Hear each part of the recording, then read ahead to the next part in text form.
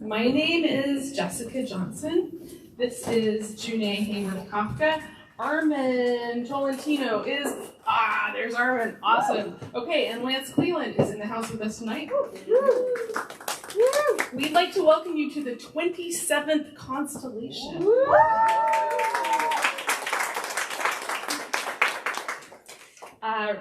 For whom is it your first time here?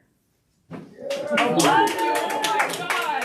Well, thank you. Thank you for being here and welcome. Please come back.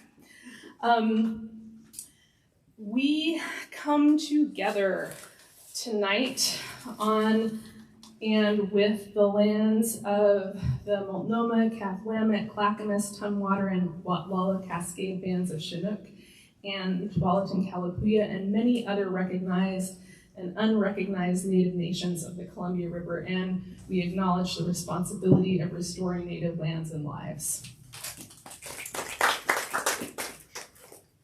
And also, we come together in the context of genocide in Congo and Sudan.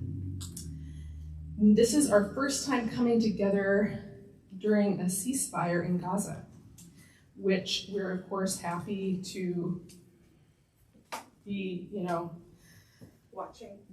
witnessing, though we know that the suffering of Palestinians continues. We gather for the first time under a new administration and its attempts to deport and erase our migrant and trans siblings, among many other violent and bullshit things. Right. It's really important to remember, to paraphrase Adrienne Marie Brown, that we do not live in their world. They live in ours. That's right. And so even as we acknowledge the interlinkage of oppressive systems, we also acknowledge the connectedness of our resistances. And we see you doing so much good work in the community. Woo! I lost my place. We see you doing so much good work in defense of your communities. We see you doing so much good work as writers and readers and learners and thinkers, as truth tellers, as mentors and teachers and parents and friends, as comrades and visionaries and organizers and communicators, and as listeners and guardians of your own ability to be there, listening to and with each other. And that is why we're here tonight, to make good use of this time. So without further ado, we have some incredible readers tonight: Allisa Cherry, Sadia, Pineda, Hameed, and Keho. Junae is going to introduce Allisa Cherry.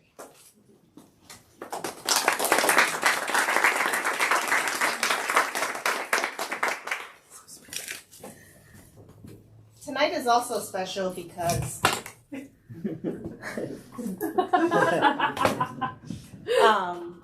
so once or twice a year we get to partner with Tin House and bring in their residents, and they're new people to us, but they're always amazing. Tin House does such a good job with pretty much everything, and so we're really, really excited to have two folks from out of town, and we're so excited that we have one local person who just published her first book of poetry.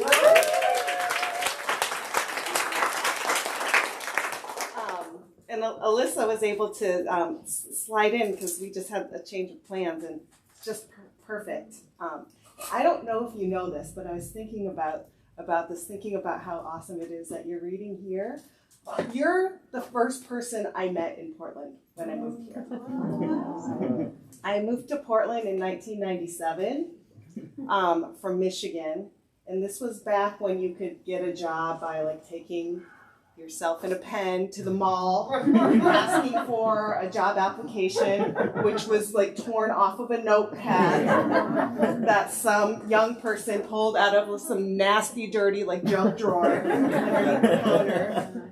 And that was Allisa tearing off the sheet. And I went and I filled out my job application in the food court at a mall for a job at a bookstore. that really kind of changed my life. And Allisa, I was like, oh, you made me so nervous because you were so cool and you're really tall. But Allisa used to wear these big ass, like, hardcore, like, Kiss boots. And you were just cool. And you like smelled like cigarettes, and you had cool cardigans, and you had short hair and like cute little clips. You played the guitar. And Allisa was really into poetry.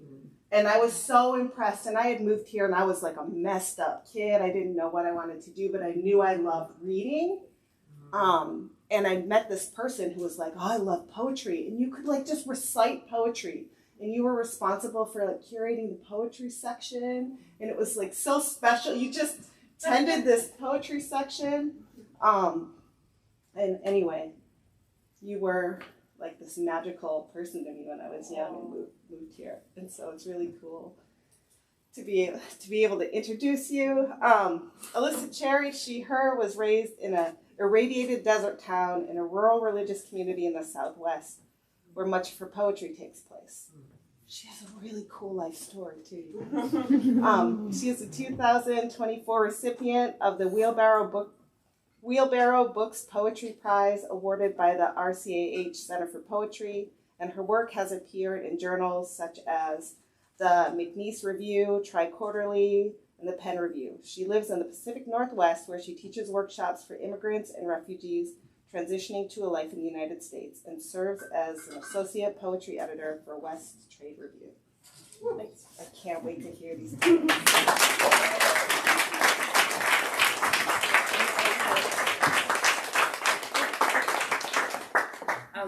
I want to say June was actually quite cool. She's underselling it. I like to do a fisheye lens of my people. Everybody say hey. Thank you. Yeah, before I get started, I have to raise this up because I'm not. Keep going. Keep going. No, that's it goes. You guys hear me okay? Yeah. So I want to say thank you to June and Jessica for pulling me into this series so quickly, and to Bishop and Wild for creating such a cool space. I've gotten to see readings here. I never dreamed I'd be reading here. This is very cool. I didn't even know I was going to have a book come out when I was at my last reading, and to the other poets who I'll get to share a microphone with.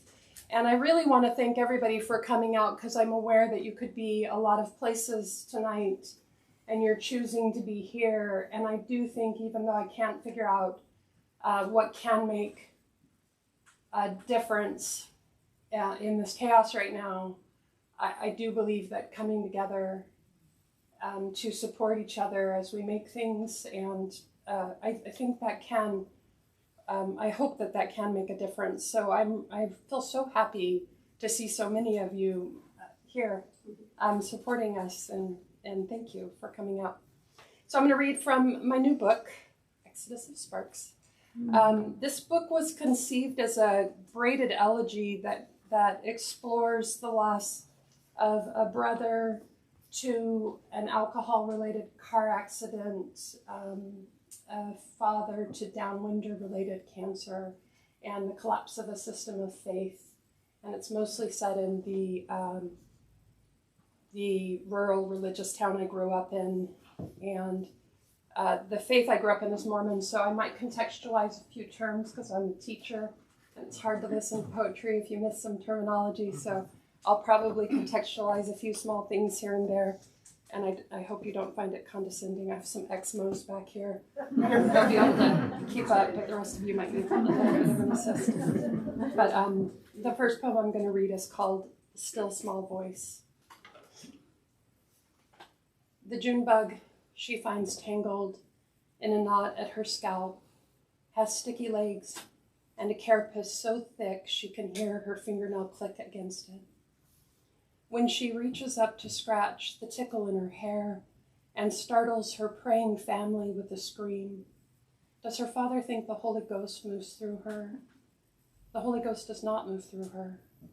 All those late nights she only hummed Give, said the little stream, because she was afraid of the dark. Give away, oh give away, she whispered until she convinced herself she might become invisible through service.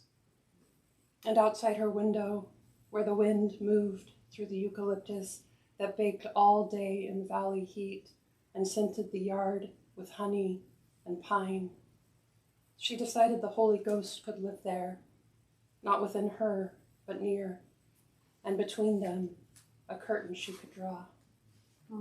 Now her father marches her from the family room, untangles the beetle from her hair, and laughs until the corners of his eyes seem etched with Hebrew shin, as he gazes with wonder upon the June bug, pinched between his thumb and finger, its barbed legs rotating mechanically in the air.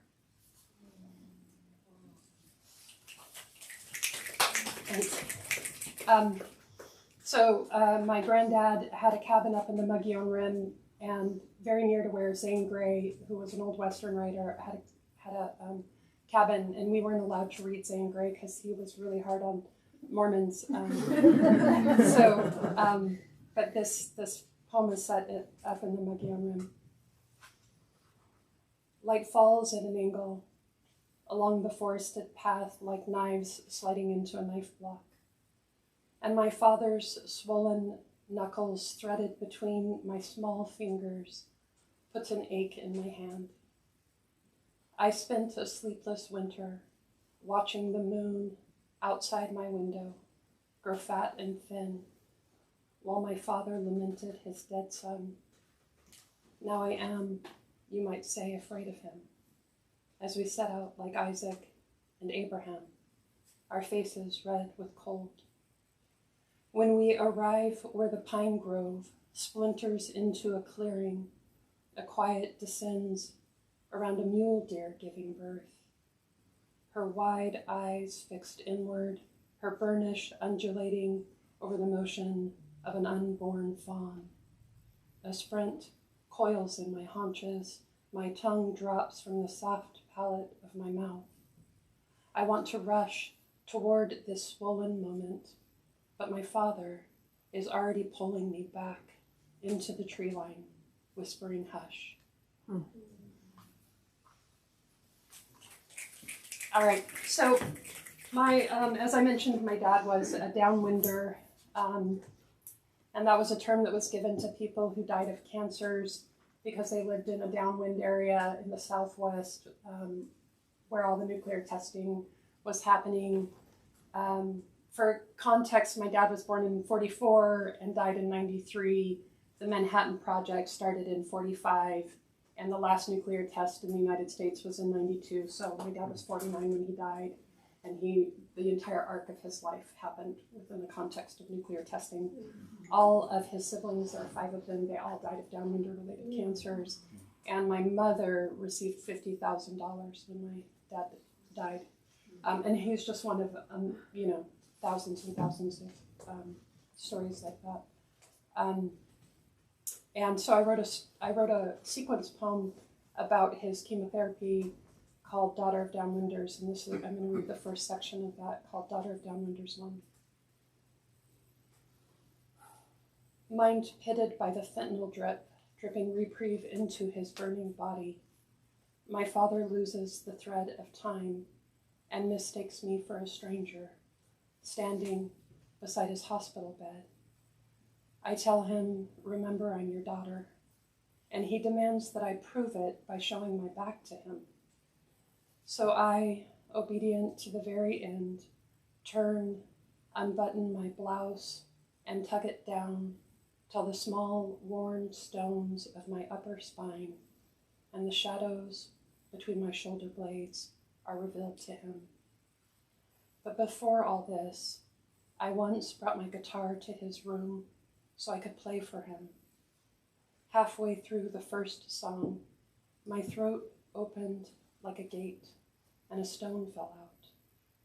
I thought I heard a violent flutter of wings, but it was only footsteps rushing to the doorway, where 3 nurses appeared, breathless, and one said, "Oh, honey, We thought he had died, and you were crying.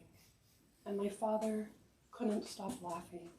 My father found it delightful.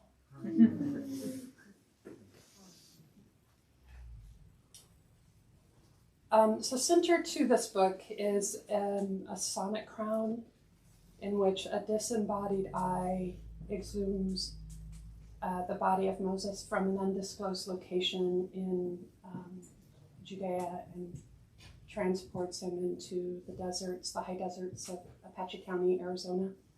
And it sort of marks the trajectory of the collapse of a system of faith.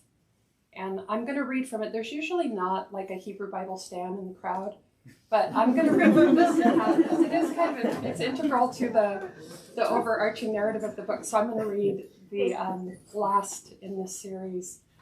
It's called The Interment of the Body of Moses.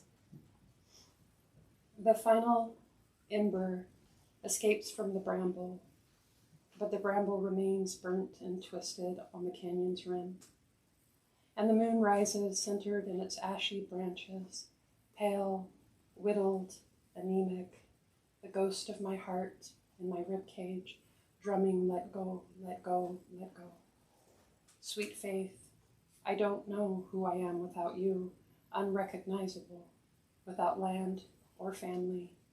I pack my lungs full of juniper and lie down beside your tired bones, your untied tongue, in a warm and quiet arroyo, where water will never again run, never disturb the quail's clutch in the shelter of your thigh bone, never trouble the jackrabbit asleep at your breast.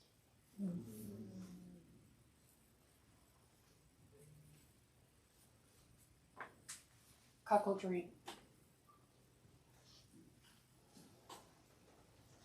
Viewing porn in which a wife clutches her husband's face and makes him watch as she gives her neighbor a handjob. I am aroused, not by the confusing stretch of entire pink nakedness, the actors throbbing in a knot like plucked fowl, nor by the three veils of voyeurism.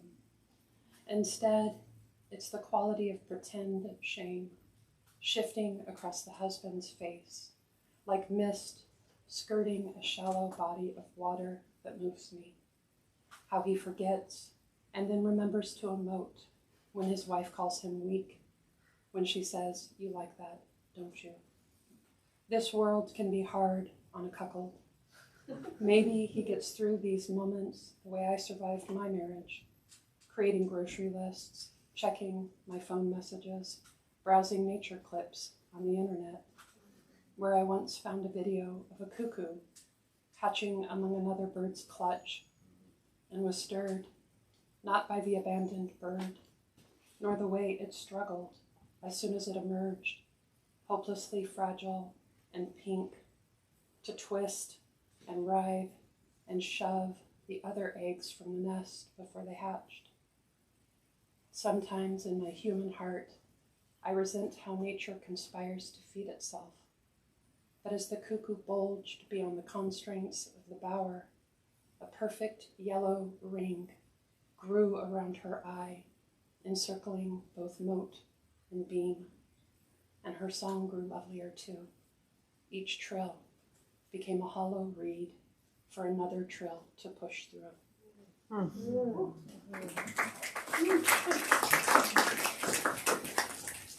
Okay, this poem is my best effort to get Mormon iconography into a poem like the Catholics do. Get some symbolism in there, and it never got published as a result because nobody knew what I was talking about. But I think it works, and so I'm gonna use a word that the liahona, which in Mormon mythology is a word for a compass that this character named Lehi used to navigate the waters from Jerusalem to the American continent. And it was a compass, and the ship was like a submergible. And there was this Mormon apologist named Hugh Nibley a contemporary Mormon apologist, and he said the word Liahona might mean queen bee, or it might mean to God the guidance, but there's no linguistic evidence that the word means anything. So the poem is called, and the poem's kind of about trying to navigate with faulty tools, and the poem is called To God the Guidance. Being married to a drunk is like being a compass in bed with scattered magnets. My intellect honed to a brightness smaller than a pinlight, smaller than fishing line or sewing thread, as small, in fact, as the utmost atom in a needle's point, spinning recklessly on its jeweled pivot. I am a well-made, non-functioning thing. Land doesn't exist. Instead, let me arrive at a moment beyond all other moments. Let my vessel be a time machine. Return me to my mouth, my language confounded, the Liahona in my apron pocket, waiting for a message from God, who only ever whispers east, southeast, and south. Rattle the casing my compass, a box of angry bees, God its violent thrum.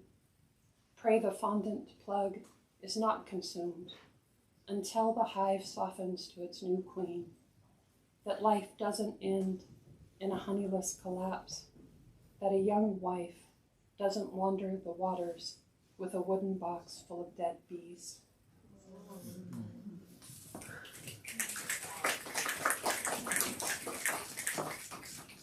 And this will be my last book.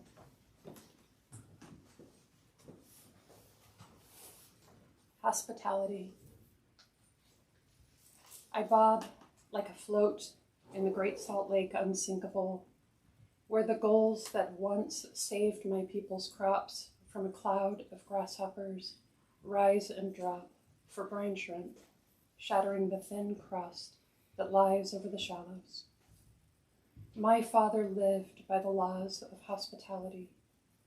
He told me, if the only thing your host has to feed you is a bowl of blood soup, you will eat until the bowl is empty.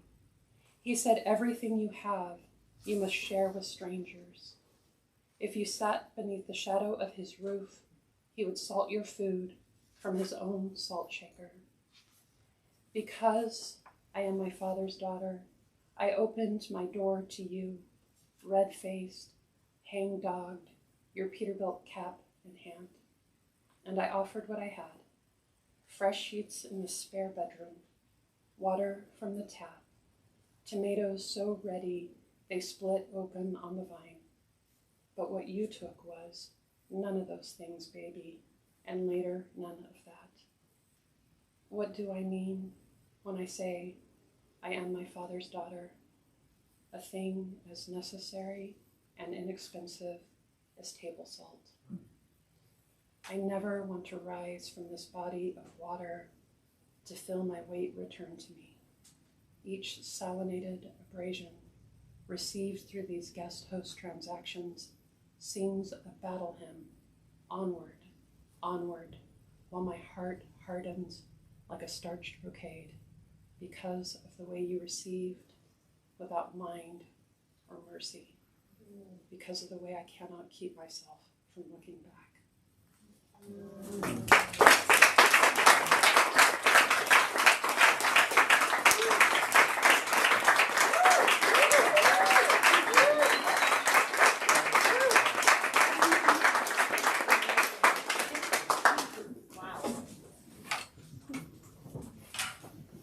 Amazing work, Allisa. Thank you for being here. That was amazing. Whew. Okay, our next reader is Sadia Pineda Hameed, she, her. Sadia is a Filipina Pakistani writer and artist from London, based in Wales. Her work explores latent ways to speak about collective and intergenerational trauma through inherited anti-colonial strategies of dreaming, telepathic communion in secrets. Myth-making, melodrama, and decoy become playful devices in her work to write through a delirious discourse where personal archives and collective experiences converge. She has been published with Poetry Wales, Zarf, Amber Flora, Porridge, and others, has exhibited text-based film and installation work internationally, and is a recipient of the Paul Hamblin Award, Literature Wales New Writers Award, and Rising Star Wales Writers Award. She also runs the small press, radio, and collective Lumen. We're so excited to have Sadia here.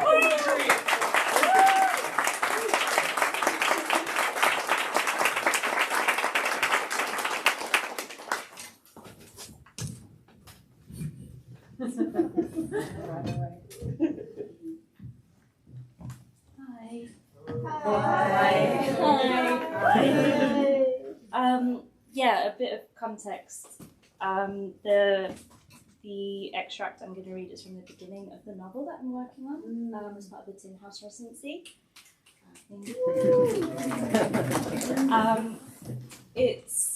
It began as basically a bit of text work for some film work I was doing.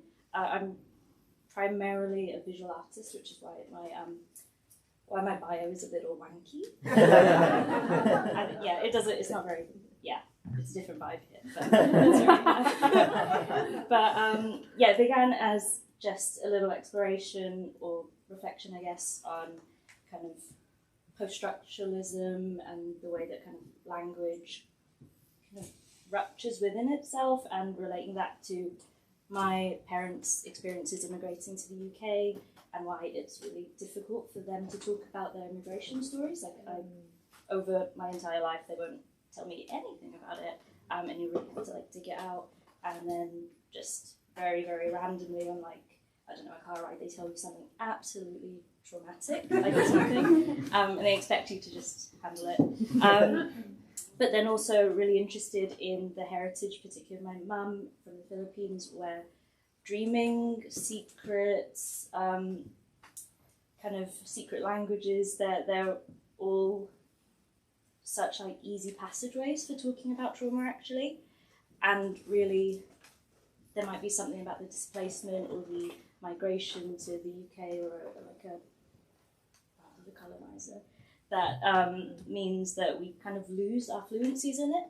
But also, so then the text started expanding from my film work into a novel-length piece where it actually explores the very, very weird ways that my lucid dreams sort of foretell a lot of my mum's immigration story that she hadn't told me before, which we say, well, I think, well, actually the text kind of goes into it where I think we all get it, we just kind of forget dreams when we wake up. So maybe we're all hearing that. Okay, so yeah, this is just the first chapter of the text. It gets, because it was from an art text, it's a bit experimental, but it gets worse. So this is trying to explain it a bit. The Dreamweavers have an ancestral theory, though they would not call it a theory, simply that space and time do not follow the same line, but follow each other perpendicularly, the upstrokes being the passage of space and the horizontal lines time's passage. The universe retells itself in the grids of a baka, fabric woven from a banana plant native to the archipelago, where meaning forms at each junction of the space and time lattice, sometimes slips between the strands, but finds passage eventually. The story is told to the Taboli woman in her dream through a visitation from the goddess of Abaka, which she translates into colour, pattern and light using a backstrap loom, as it cannot be recited in the language it was dreamt. Fluencies in this other universal language that spring in sleep loses itself in waking life. Within the dream, the thread is easy to follow, and in the morning makes itself incomprehensible, a thing that can only be grasped at in its retelling.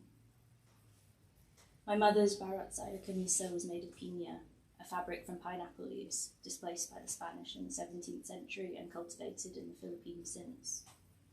She wears the shawling over a cheap white nylon dress, and her collaged wedding attire is finished with a delicate pillbox hat made by my Minang Mamita, using silk from a curtain carefully pinned over the buckram and a baka from an old barong for the veil.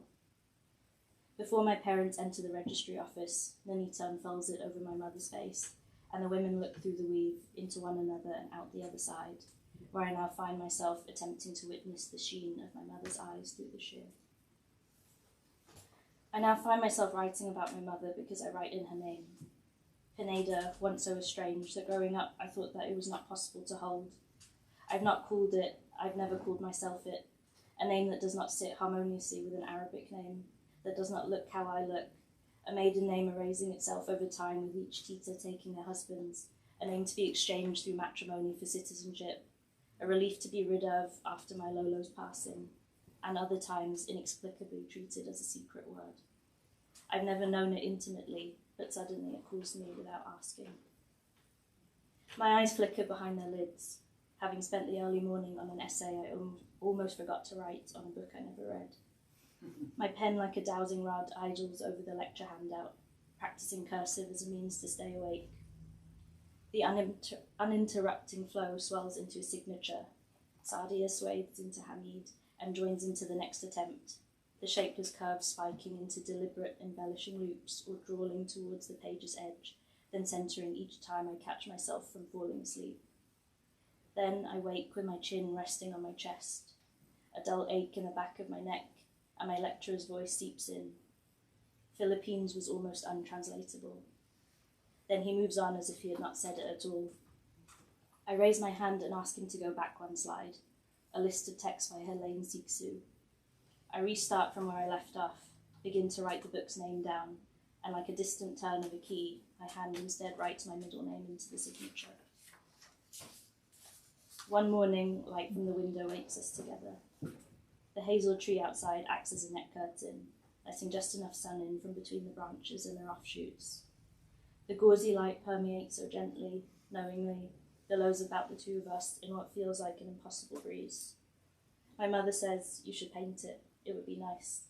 And if any art critic asks you what it is, you say, this is the story of my life.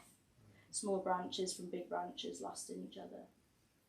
And here I remember the dream in which she first says this to me. We both remember the dream. We both wonder if we were in that very dream right now. Our collective memories, hers and mine, overflow, remembrances in abundance, and they were lost between two times we tread this in-between state together in circles. In this dream we wake side by side, sharing my cousin's bed on a family holiday. My mother tells me she has just dreamt of the hazel tree in one of several dreams that night. A person from her past, in the first dream, a person from her past is chiding her for not knowing what type of tree it is. She repeats hazel over and over, but they insist she is wrong. In another, she is having her palm read by a fortune teller, but is distracted by how tightly her hand is being held. The third dream is about looking for a young girl who's gone missing. My mother looks in every room before seeing her out the bedroom window, eating spiky leaves from the ground. My mother gets a sinking feeling that the leaves are poisonous. The girl stops chewing, breath hitching suddenly, then the dream ends. The last is what she does not realize is sleep paralysis. Several crows find their way into the bedroom we're in and threaten to peck at her. One picks up the rosary she keeps by her bed, nips at the string until it breaks, and the beads pelt her as they come loose. She cannot shield herself from them as her body is stuck. I woke her from this in the early hours when I heard her muffled voice asking for help, which she recalls as just being part of the dream. She says after these retellings, "It was like one montage. They say montage in my film class, but I see it as the sewing of fabrics together like a quilt. I said this to my professor and he said it was a good analogy." We look out the window, adjusting to the light between the branches, and then she says, "You should paint it." This morning we circle the tree. We are never lost if we know we will return to the beginning, stumbling on parts sewn into a hole. A dream from years ago. My mother and I look down at a triangular bed of flowers in her garden. She tells me to look, but it is dusk, so she lights it with a torch. She tells me to look, is getting impatient, insists, but the lilies are so overexposed, so unnaturally illuminated for this time of night that I avoid looking. I look eventually when she tells me that this is the story of my life. These two threads of morning and dusk try to make up a full day. It is a slow-releasing story, and there are more loose ends to find. There'll be one called night, and another called noon, and a third named dawn. And I will come to know this is the only way to communicate a secret held for too long, to scatter the beginnings, middles, and ends so that the secret can only be discovered gradually. These things need time, the comfort of time, to be understood. And yet these things also insist that I should already understand. I return home for Christmas, and my mother shows me her pillbox hat for the first time, absent from the wedding photographs I've seen before, and asks if I might want to wear it when I get married. Some months before, she arrives in a dream and unfurls a veil over my eyes. We speak in polycommunion, in life and in dreams, in conversations that respond to one another perpendicularly, and there is this insistence on already knowing. The whole threatens to form, then only after do I remember that I already knew. I am visited, then come to remember that I have already been. The already knowing is there in the soon to be remembered, unlocked through intuitive journeying, treading across associations of dreams, of language, of visions, until I circle back and arrive to the place where I already began. Elaine Sixu's Philippines arrives in the mail, and I find Philippines untethered from geography. It does not make a single mention of the place, is entirely semiotically adrift from the country, rooted instead in the author's home on Rue Philippe, her cat Philia, Greeks Phil and Philos, love and friendship. But its meaning in this book, more of myself than I've ever found in the word before I knew hers. A secret word, a sibling, a word for two, a double play, the telepathy between the one dreaming and the one being dreamt. Born at a distance and at the same time destined to be peeled by opening the envelopes of its names. Eaten without knowing it. Philippines acts like filter. First one eats some, then one forgets, then one is it. The book fools me, a decoy for the islands for archipelagic in how it communes across itself, and in it I find a connection to Philippines that I have since before felt too languageless to know. But I cannot begin to write on this book, only circle it in its own words. I'm too entranced by its knowledge of me that I can only speak through it and not of it. I've never come across a book that expresses my experiences of it back to me. Every one of us has a secret book. It is a cherished book, for it is goodness itself for us, the absolute friend. It promises and lives up to what it promises. We forget it, but it never forgets us. It knows everything about us, but it does not know it knows. It gestures, waves, and calls me by its name. Amnesia is a response to trauma. The trauma ruptures chronology, then causes a relentless return, my essay writes in an automatic, sleep-deprived delirium. The same morning, the book finds me. Philippines is to know anew. It means seeing a bygone time return. The book writes to me. I'm mystified. I'm unable to say in any other way other than mystified. Reading it, a small something of awakening to the lucidity of a lucid dream, the moment of hyper-awareness of presence, of being and being able to, and being here no matter why. And when I stop reading, like a dream's departure in the day, its sudden becoming immemorable, its unspeakability in the only language I have, colonized by meanings I don't understand, depletes me. Let's return to the starting point, it writes, starting for me with a gate.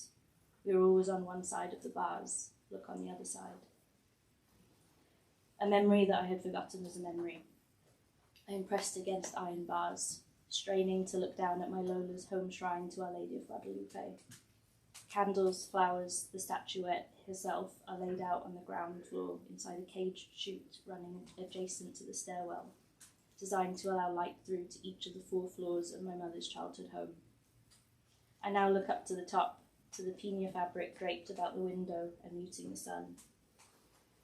Both above and below feel disorientingly out of reach. When I crane my neck either way, my legs hum just the same from vertigo. I cannot tell how far I went, did not consider counting the stories as I spiraled up. I am somewhere in the middle, I think. Directly in front of me, dust is suspended in the sheer glow. I gaze steadily, choosing individual specks to follow like racing raindrops on a window, The curling and translucent thread-like wisps, weightless in the trick of the light, defiantly never seem to fall. And the light itself is also suspended. The way it permeates through the fibres, so softly, flatly, so gently. Everything is still, and it is me that is moving through. Space expands, time lengthens, my senses unfocus, and I am in that place again between dreams and reality. I choose a hovering thread and grasp for it. I push past the iron bars, anticipating a descent down the chute and into the arms of Our Lady of Guadalupe. Instead, I'm somewhere else. I don't quite land, but find myself here. And here, my mother places the pillbox hat on me and unfurls the veil over my eyes. Still focused into the minuscule, I look at the gauze and see the simple passageways that link us up with our dreams running in a grid, a grove filled with crossings of semaphore lines. A grove in the nighttime, impossibly lit, so overexposed, and it goes on as far as the gaze can hold. I see my mother through the sheer, in the almost distance, tugging on a line that leads to her late mother. They are exchanging recipes and dreams, this time a type of eggplant omelette. Then the loose thread between my thumb and forefinger begins to pull. I look across to my mother, and she's gesturing for me to read the signs. I come home that Christmas, and she cooks me tuatang tilang, which she cannot remember ever having eaten. This is how we make Philippines. In polycommunion, we transfer the things we're unable to say, the secret held for too long in a secret language. You wait for the stillness, when things feel like that morning, when things feel like that dusk, when things have aligned in both realms, transposed into that grid shape, and then the knowing permeates between you both like where two oceans meet. My mother lifts the veil, turns to me and says she'll finish the story when I next see her.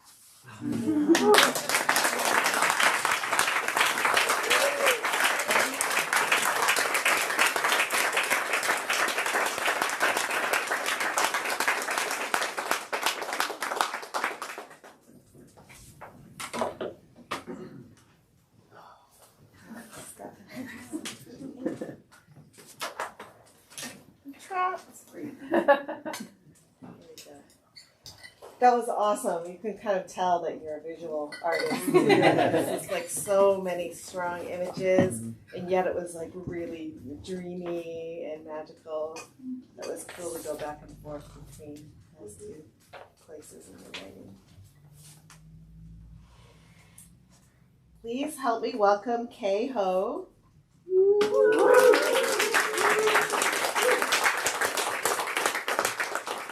Kay Ho is a writer and photographer from Vancouver, BC, unceded Coast Salish territories. Their work has appeared in the Margins, Asian American Writers Workshop, Resonance, Essays on the Craft and the Life of Writing, Prism International, The Fiddlehead, Then Lit, the Canadian National Arts Center, and elsewhere, and has been nominated for multiple Best of the Net anthologies. They are a 2018 Bona Voices Fellow, a 2023 Tin House Fellow, and a graduate of the Creative Writing MFA at the University of Minnesota. They live in Minneapolis, Dakota Territory, where they are working on a novel. Welcome.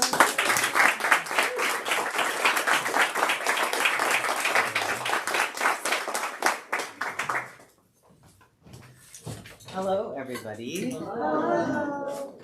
Where do I always struggle with water. Put it by my feet, and I'll probably knock it over.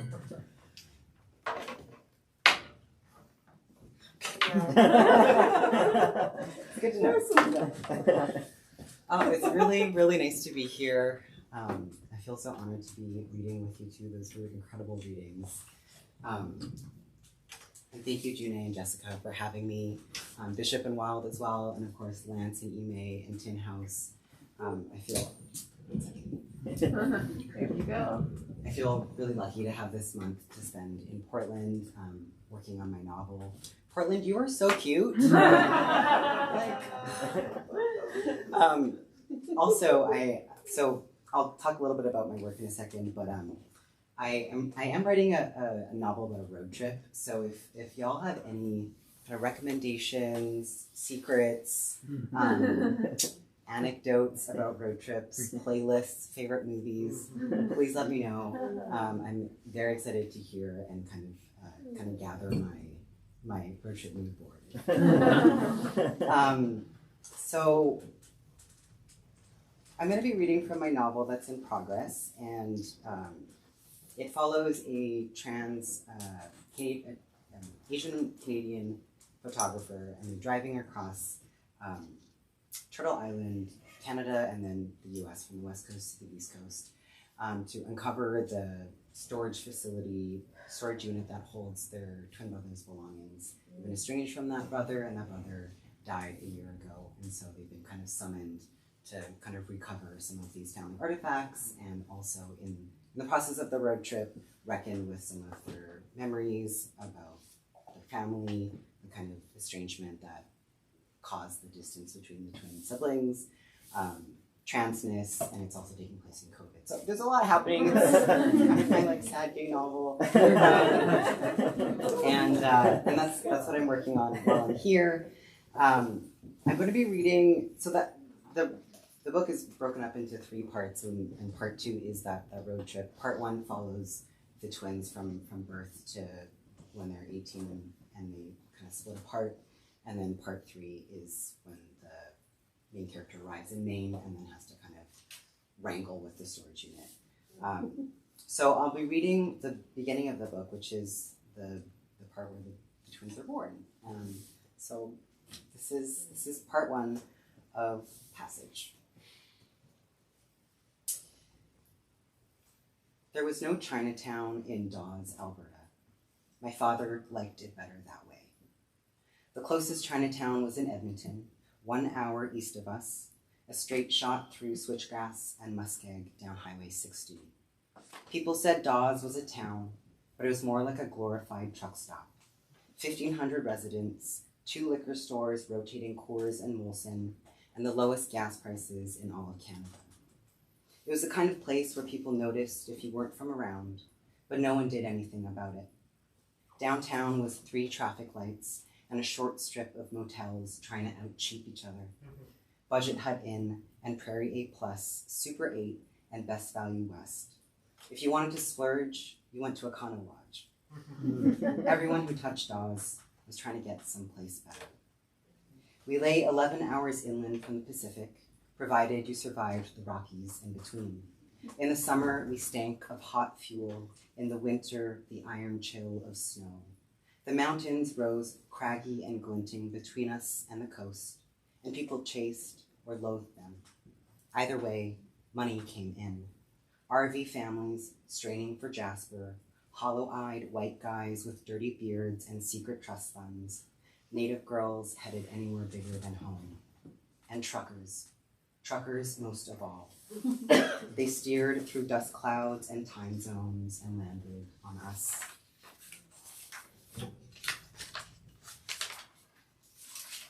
They appeared at all hours of the day and often past midnight, handling tankers and auto haulers and flatbeds and freights. The westbounders stopped to rest before grinding up the Rockies. The eastbounders maxed out their daily quota, grinding down. Everything in Dawes revolved around trucking. The post office, the coin showers behind the Chevron, the Sunrise Griddle selling pancakes over the counter and cocaine underneath, and us. We lived at the far end of Dawes, in a 2-bedroom above the restaurant, right where the town ended and the highway began. At night, my twin brother Nick and I could hear the trucks turning and roaring up the on-ramp, rattling our windows and disappearing into the country. The restaurant fell to our parents shortly after Ba lost his fellowship at the U of Alberta in Edmonton. It happened before we were born, when Ba and Ma were still new from Hong Kong. The week Ba lost his fellowship, one of Ma's co-workers at the laundromat heard about an aging white couple hemorrhaging money through a diner in the sticks, serving omelets and chili like the Sunrise Griddle on the front side of town, except shittier and 3 traffic lights late. Ba and Ma took the 22 bus to Dawes and bargained the owners down to almost nothing.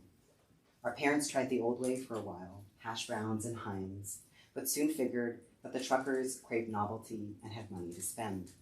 So they gutted the insides, ripped out the black and white tiles, threw out the vintage license plates that hung over the bar.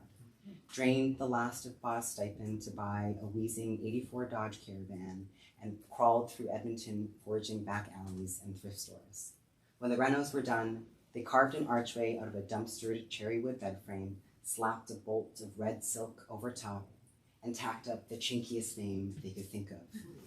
Gold Dynasty. Kung Pao chicken, sizzling shrimp, open all night. Ba and Ma were ESL, but they understood how to make a product and sell it. Nick and I were born upstairs in the bathtub, early at 38 weeks, midday in October. As the story goes, Ma was rolling napkins at the corner booth when her water broke. She yelled for Ba and staggered up to the bathroom, the contractions quick and surging. By the time Ba raced in, Nick was already crowning, his skull thrusting out her vagina, then his torso and legs, his hair matted, skin bluish, covered in strings of crimson and violet. One last push, and he rushed out like he had somewhere to go. I was sitting at the table and felt a pressure in my belly, Ma liked to say to us, reaching for Nick and cradling the back of his neck. I thought I just needed to shit. But out you came, our little prince. Our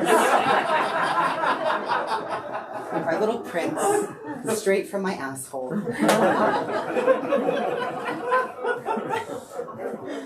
And you, Ma would say to me, you took so long, hanging back like a girl, so scared to poke out. I had gone sideways, shifted positions, and fed into the space where my brother's body had been. At some point, as Ba was cradling Nick and the second wave of contractions shot through Ma, a midwife stopped to fuel up at the Esso and caught Ma's wails through the open window. This is where the story gets confusing to me.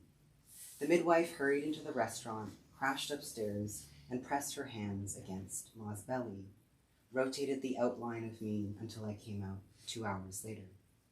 Somehow I never asked about the midwife.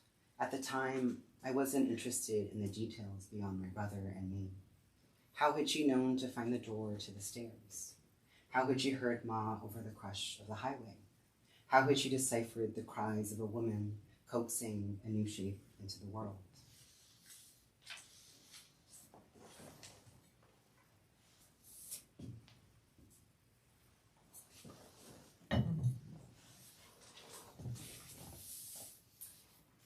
In the blissful stretch before things got bad with Nick, our childhood was this. Each day the truckers lurched in on their come down from speed or coke or both, rubbing their eyes under the cherrywood archway like little boys trying to stay up past their bedtime. Ma stuck a laminated menu into their hands, took them by the elbow and steered them to a table, the ones that were nailed to the floor. After she got their orders and yelled them to Ba, Nick and I filled the cups at the sink in the front bar, then walked over holding the tray between us, Nick struggling to keep the cup still. Even then, he seemed to hum with a constant, furious energy. When we were done dropping off the waters, he liked to hang around the truckers, ducking and bobbing and pelting them with questions about their cargo. I hid behind the kitchen's plastic strip curtains, watching him conduct his private conversations, wishing for his bravery, wishing all the more for him to return to me. If a trucker carried animal feed or crude oil or grain, he'd yell, "Boring! What's wrong with you?" And the trucker would stop, scrape his chair back, then roar with laughter. People don't know that most truckers have families. My brother reminded them of their sons. Over the years, good shipments came by. Nick and I remembered them all. One summer when we were 7, a dry van brought in 700 oxygenated bags of live tropical fish, clasped in styrofoam boxes stuffed with ice packs. Another hauled compression socks and cigarettes. 40,000 pounds of Dunkaroos and Gushers. 32 love seats stacked in 4 rows of 2 by 8. We tried to memorize the numbers as if they somehow carried meaning.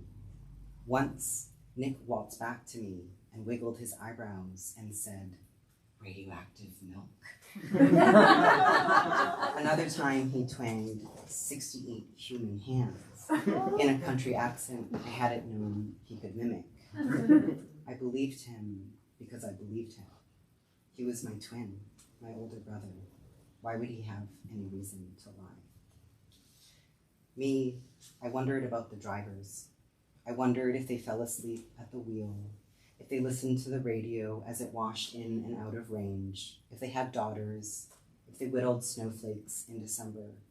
All I saw were men with locked jaws and shoulders hunched to their ears. They forgot their caffeine pills on the bathroom counter. They panted in their cabs and took in the girls haunting the Petro. They pissed in plastic jugs and tossed them out the window. Gold Dynasty boomed when Nick and I reached high school, enough so that he and I didn't have to work anymore. Ba liked that Dawes didn't have a Chinatown because it meant we didn't have competition. But it also meant that we were the only of our kind. Family was all we had. You'd think it would have been lonely living like this, but it wasn't. You'd think we'd have known the town more, but we didn't. The outside world flashed in and out of our lives, but it was never as interesting or vivid as the one we made together. I grew used to people crisscrossing through Dawes while the four of us stayed. Winter blew in sheets across the prairie, then reversed and became spring. Summer swept in tourists and trailing hangovers, then swept them out. You'd stop here, sleep a night, and carry on remembering nothing about us. I grew so obedient to it, watching people go, that I never realized it was something I could do myself. Everything in Dawes was built around the tide of leaving.